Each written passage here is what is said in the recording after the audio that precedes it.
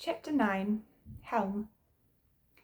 The events of the last few hours were blurring in my mind. Now, I sat in a bed at Rindle Hospital, wondering what had really happened out there. From what I could gather, nothing was wrong with me, except for a little bruising on the arm that had taken the brunt of my weight as I hit the ground, and a pounding heart from having been locked in here with no explanation or answers to any of the questions swirling in my head. The remnants of the rotten tomato that had been hurled at me from the crowd had been rinsed off my clothing, leaving me embarrassed but otherwise physically fine. Out of everything that might have been thrown at me, I was relieved that it was only old food. The possibilities of what it could have been didn't bring me any joy to think about. Though I'd never been to Rindle before, never in my life could I have imagined that someone would yell those things at me and about my family. Who was the man that seemed to hate my family so much? And who were the voices that had called out after him with similar sentiment? If Zed hadn't gotten me out of there, I don't know what might have happened next. After initially standing guard outside with Candace in class, Zed had excused herself to go and speak to Mayor Brindlewood. No doubt she would be telling him about the two riders we'd met before entering Rindle, and how they were most likely the source of our arrival being spread through the village, bringing everyone out onto the street. I couldn't be sure, however, after seeing how crazed the Rindles had become at the sight of me, that it wouldn't have happened anyway, regardless of what those men may have said. I was certain, though, that Zed would be speaking to Mayor Brindlewood vehemently about the anti-royal sentiment that had been aimed at me. Never before had I heard such things from anyone on Durna. But I'd never left Highwick before today. Was this what it was like out here? I could only hope the people that had called out and threw the tomato at me were merely a small group who had strayed from the path of the norm. There was still much I wished to do on this short trip to Rindle, tour the village and see the work on the updated docks I'd heard about briefly from a fish delivery man when he was dropping off goods to Highwick. I even wished to meet the villagers in small groups where I could speak to them properly. I believed the day's events weren't a true representation of who they were.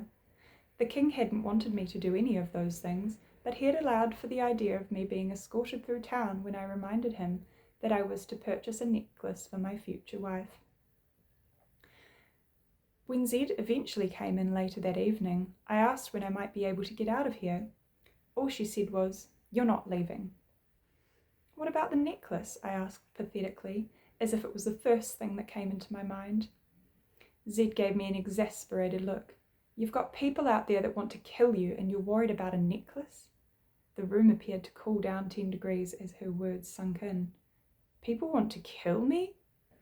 Zed looked at me as if I were the most oblivious person she'd ever met, but at that stage, I very well may have been. "Of course people want to kill you. Your family are the most powerful on the whole isle, both literally and figuratively." "I thought they worshipped us," I said, pulling the blanket up around my shoulders. Zed stepped closer to the bed. Her face glowed in the light coming through the high window, the only part of her that wasn't covered in dark clothing. "Power creates envy. It creates enemies. But those who wish to hurt you are weak. They have no power of their own, so they wish to take yours." I gulped. "But they won't hurt my family, will they?" A long moment passed before she replied coldly, "They will take whatever they can from those they wish to destroy." I felt that there was more she wasn't saying, perhaps not even about my own family or the wayward villagers. I didn't know anything about where she came from, but she seemed to know everything about me. Zed and I had never spoken directly about my family's power. I couldn't be sure how much she knew. "My job is keeping you safe," she continued. "Keeping you alive is my only objective." Staring up at Zed's stern face, I couldn't help but think that devoting your whole life to protecting someone from any potential danger made you see the world as a dangerous place. If I was as naive as she thought I was, my sheltered life at Highwick had made me completely unaware of the risks of the Isle. "Thank you, Zed," was all I could say to her, the girl who was not much older than me, who had vowed to give her life for mine if required. She bowed and made for the door. "Zed," I called. She turned around, standing to attention. Where's Silas?" She sneered. "Your friend has found himself entertainment for the evening. I've insisted he make his way back to the mayor's estate afterwards. That is where I will be for the night." She bowed again and swiftly removed herself from the room. So Silas was having a good time, as I had expected, and I was not at all surprised he hadn't come to visit me.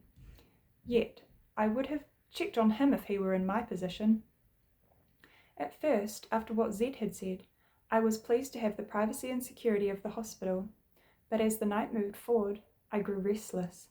Sleep did not come easily, and when I did nod off, I was jolted awake, short of breath, pulled from a nightmare of being crushed on the ground amongst the villagers all over again. I gave up on sleeping and moved to a chair in front of the fireplace. The air was cooler here on the western coast, and I was pleased to have the fire to keep me company. I might as well have been back at Hywick for how useless I felt.